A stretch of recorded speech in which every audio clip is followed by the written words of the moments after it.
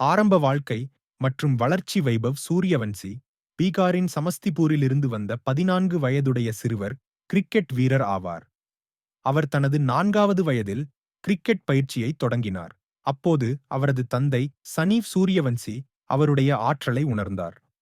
9ஆம் வயதில் அவர் சமஸ்திபூரில் உள்ள ஒரு கிரிக்கெட் அகாடமியில் சேர்ந்து முன்னாள் ரஞ்சி வீரர் மனிஷ் ஓஜாவின் கீழ் பயிற்சி பெற்றார். வினுமங்கட் கோப்பையில் 5 போட்டிகளில் 400 ரன்கள் குவித்ததன் மூலம் அவர் விரைவாக பெயர் பெற்றார். ஜனவரி 2024இல் மும்பை அணிக்கு எதிராக 12 வயதிலும் 284 நாட்களில் பீகார் அணிக்காக ரஞ்சி டிராபி அறிமுகமானார். ஐபிஎல் வெற்றிப் பயணம் டிசம்பர் 2024இல் 13 வயதில் ராஜஸ்தான் ராயல்ஸ் அணியால் 1 கோடி ரூபாயில் வாங்கப்பட்டார். ஏப்ரல் 19, 2025 அன்று லக்னோ சூப்பர் ஜெயண்ட்ஸ்க்கு எதிராக ஐபிஎல் அறிமுகமானார். அவரது முதல் பந்தை மற்றும் 3வது பந்தை 6 ரன்களாக அடித்தார். 20 பந்துகளில் 34 ரன்கள் எடுத்தார். ஏப்ரல் 28, 2025 அன்று குஜராத் டைட்டன்ஸுக்கு எதிராக 17 பந்துகளில் அரை சதம் அடித்து ஆண்கள் டி20 கிரிக்கெட் வரலாற்றிலேயே இளைய சிறுவனாக அரை சதம் அடித்தார். அவர் ஆட்டத்தில் 6 சிக்சர்கள் மற்றும் 3 ஃபோர்களும் அடித்தார்.